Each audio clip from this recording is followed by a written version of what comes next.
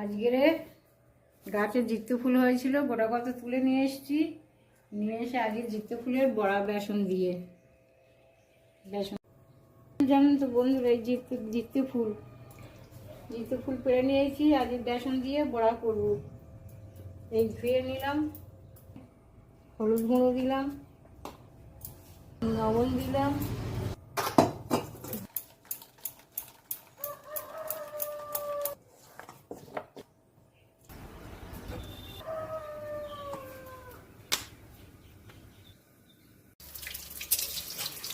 দিলাম একটা একটা করে।